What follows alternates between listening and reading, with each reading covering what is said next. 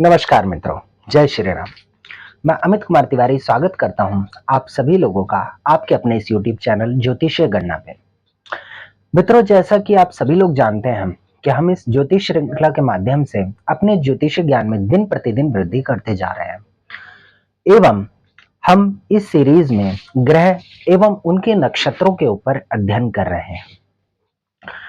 मित्रों, आइए आज इसी श्रृंखला को आगे बढ़ाते हुए आज हम नवग्रहों में जो ग्रह हैं, बुध देव, जिन्हें ग्रहों का राजकुमार की संज्ञा दी गई है, उनके बारे में समझने का प्रयास करते हैं।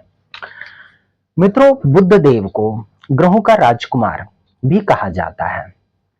ये अत्यंत ही एक तरीके से कहे बाल स्वरूप है एवं हमारे शरीर में बुद्धि का प्रतिनिधित्व यही करते हैं। ये ऐसा ग्रह है जो अगर व्यक्ति के जीवन में गलत अवस्था में, गलत दिशा में अगर बैठ जाए तो व्यक्ति की बौद्धिक तार्किक क्षमता अपने आप ही नष्ट हो जाती है। किंतु अगर ये सही जगह, सही व्यवस्था के अंतर्गत बैठ जाए तो फिर व्यक्ति का जीवन एक राजसी ऐश्वर्यता वाला हो जाता है।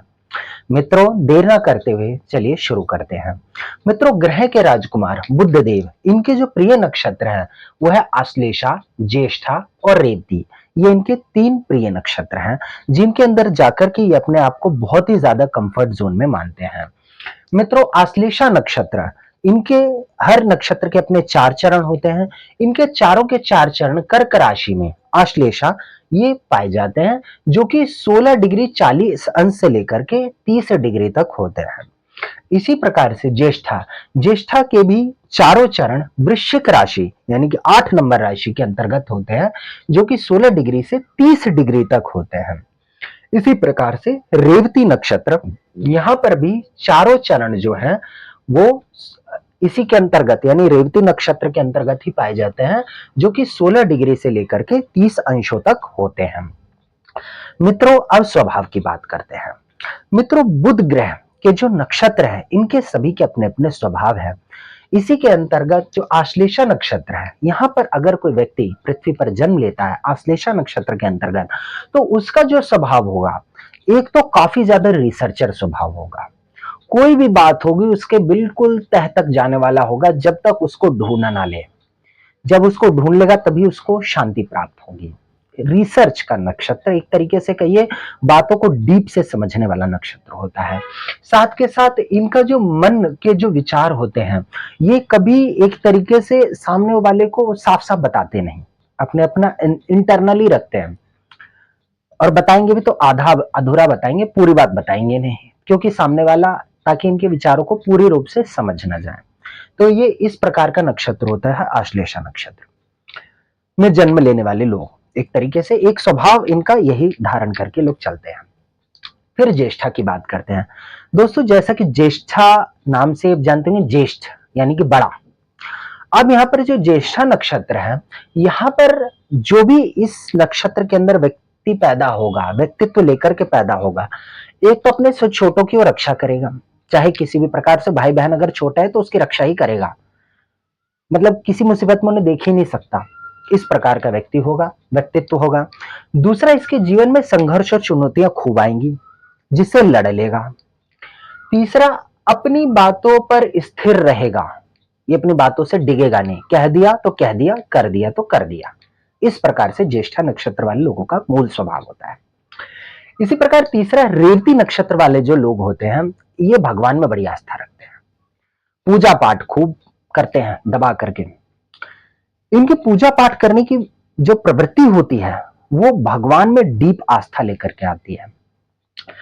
इसी प्रकार भगवान की आस्था रखते हैं एवं काफी ज्यादा विद्वान होते हैं एवं इनका समझिए जो शास्त्र होते हैं, इनका अध्ययन में काफी ज्यादा रुचिकर होते हैं, उसको खूब अच्छे से पढ़ते हैं।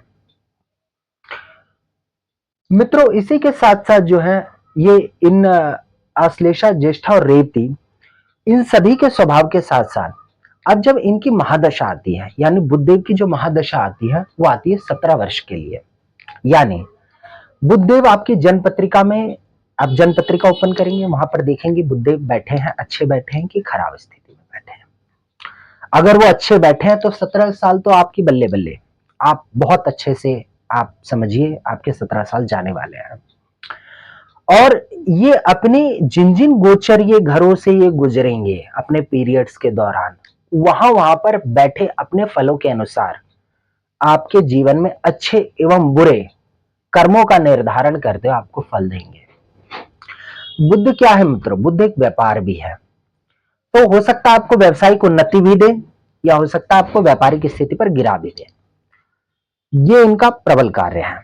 बुद्ध होता है कागज कलम, लेखनी, लेखक, ये सब कार्य जो है बुद्ध से ही आते हैं। तो बुद्ध जब अपनी महादशा में आते हैं और आपके परिणामों को, आपके जीवन के परिणामों को जब वे प्रभावित करते हैं, तब आपको ये 17 साल या तो बहुत कष्टप्रद हो जाते हैं या बहुत सुखप्रद हो जाते हैं। बॉडी में ये हमारी न्यूरॉन्स यानी हमारी नसों को दर्शाने वाले ग्रह होते हैं। जिन लोगों को न्यूरॉन से संबंधित दिक्कतें आती हैं, जैसे सर्वाइकल की दिक्कत आ जाती है, या फिर न्यूरोलॉजी जिसे हम कहते हैं, छोटी छोटी बारीक नसों के अंदर जो दिक्कतें आ जाती है, वो सब बुध ग्रह से प्रभावित होकर के ही आती हैं। मित्रों, इनके जो उच्च जो राशि बताई गई है, जो इनके सबसे इनकी प्रिय राशि है, वो कन्या राशि बताई। कन्या राशि में सबसे ज्यादा उच्च होते हैं, अच्छे फल देते हैं वहां पर। और जो नीच राशि में होते हैं, मीन राशि में, नीच राशि में होते हैं, यहाँ पर ये अपने बिल्कुल भी अच्छे फल नहीं दे पाते, खराब हो जाते हैं, खराब व्यवस्था के अंतर्गत ही आ जाते हैं यहाँ पर। मित्रों, अब बात करते हैं राशि के स्वामी की। इनको जो 2 राशियां प्राप्त हैं, एक मिथुन और एक कन्या। मिथुन कन्या के स्वामी हैं एवं यहाँ पर बैठ करके ये अपने अच्छे फलों देने के लिए बाध्य होते हैं, क्योंकि इनका कंफर्ट जोन है। इनके राशि का तत्व, 2 राशि है मिथुन और कन्या, एवं इसके जो तत्व है, मिथुन राशि का तत्व वायु तत्व है, हवा का तत्व है, और कन्या राशि का तत्व पृथ्वी तत्व है, यानी कि भूमि का तत्व है। इनका स्वभाव द्विस्वभाव है, यानी कि ये कोई भी कार्य करेंगे अच्छी और बुरी परिस्थिति को देखते हुए करेंगे। आप ये नहीं कह सकते कि इनका स्वभाव एक राजा के समान ही है। इनका स्वभाव एक सौम्यता का समान है।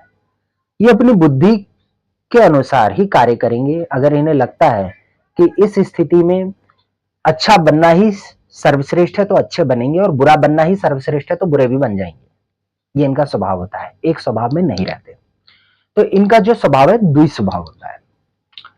गोचर समय, ये एक राशि को 30 दिन के अंदर पार करते हैं, यानी जिस राशि के अंतर्गत ये आएंगे 1 महीने उसी राशि के अंदर बैठ जाते हैं। 1 महीने तक उस राशि का फल आपको देंगे। इनका जो प्रिय रत्न है वो पन्ना। ये पन्ना रत्न जो होता है हरे कलर का होता है एवं इससे प्रभावित होते हैं। इनके जो मित्र हैं, जो इनको कंफर्ट जोन प्रोवाइड करते हैं, इनको सहयोग प्रदान करते हैं, मित्र हैं सूर्य, शुक्र, शनि, राहु, केतु, जो इनके मित्र हैं। मित्रों देखो, यहां पर एक चीज मैं आपको बताना चाहूंगा कि बुध को राजकुमार कहते हैं जोडिक में। जैसे बृहस्पति देव का कोई शत्रु नहीं है, उसी प्रकार बुध देव का भी कोई शत्रु नहीं है। यहां पर ये जिनके साथ बैठते हैं, क्योंकि ये बुद्धि है, उसी प्रकार से उनके कारकत्वों में वृद्धि कर देते हैं। तो ऐसा नहीं कह सकते इनका कोई शत्रु है, इनके सब मित्र ही मित्र है, क्योंकि एक बुद्धि है। बुद्धि के साथ जो व्यक्ति आएगा वो ज्ञान और बुद्धि को मिक्सअप करके ही चलेगा। तो इनके शत्रु एक तरीके से कहते हैं कि चंद्रमा को इनका शत्रु माना जाता है, किंतु चंद्रमा भी इनके पिता हैं। अगर आप पौराणिक कथाओं में पढ़ें तो चंद्रमा इनके पिता हैं। और मंगल एक शक्ति के कारक है, मंगल पराक्रम के कारक हैं। तो कहते हैं कि बुद्धि और पराक्रम के, जहां पर बुद्धि है विवेक से कार्य लिया जा सकता है, वहां व्यर्थ में पराक्रम दिखाना बेकार है। तो इसलिए मंगल और चंद्र को जो है इनके शत्रुगत, नैसर्गिक रूप से शत्रुगत कहा जाता है, किंतु इनका कोई शत्रु होता नहीं। तो मित्रों, इस प्रकार से मित्र और इनके शत्रु हैं। किंतु जैसा कि मैं बताता हूं कि आप अपनी जन्म पत्रिका को जब आप पढ़ें तो उसमें जरूर देखें कि तात्कालिक मित्र कौन है एवं तात्कालिक शत्रु कौन है। हो सकता है चंद्र मंगल अगर विशेष परिस्थिति में बैठे हुए हैं तो बुध के मित्र ही हो, तब ये अच्छे फल देने के लिए बाध्य हैं। मित्रों, बुद्धदेव की जो दृष्टि होती है वो सातवीं दृष्टि है जो कि इनको प्रदान की गई है। बुद्धदेव आपकी जन्म पत्रिका में जिस भी घर में बैठते हैं वहां से ठीक सातवें घर को प्रभावित करते हैं, उस घर को भी प्रभावित करते हैं, उस घर में बैठे वाले ग्रह को भी प्रभावित करते हैं। तो यहां से इनकी जो सप्तम दृष्टि है, इनको एक ही दृष्टि यानी कि सातवीं दृष्टि प्रदान की गई है, जिससे ये अपने ठीक सामने वाले ग्रह को, सामने वाले घर को देख करके उसमें प्रभावित करने का, उसको प्रभावपूर्ण करने का प्रयत्न करते हैं। तो मित्रों, मैं आशा और उम्मीद करता हूं कि आपको बुद्धदेव पर बनाई गई मेरी वीडियो आपको पसंद आई होगी। आपने इनके नक्षत्रों को समझने का प्रयास किया होगा, इनके गोचरीय व्यवस्था को समझने का प्रयास किया होगा। अगर आपको लगता है कि कोई चीज पूछने वाली है तो आप कमेंट के माध्यम से मुझसे पूछ सकते हैं। मैं आपको जल्द से जल्द इसका उत्तर देने का प्रयास करूंगा। आप इस वीडियो को लाइक करिए, शेयर करिए और सब्सक्राइब करिए अपने दोस्तों के साथ, एवं अपनी जन्म पत्रिका को खुद ही पढ़ने का प्रयास करिए। इस ज्योतिषीय चैनल के साथ आप दिन प्रतिदिन अपने ज्ञान में वृद्धि करिए और मिलते हैं अगली वीडियो में। तब तक के लिए जय श्री राम।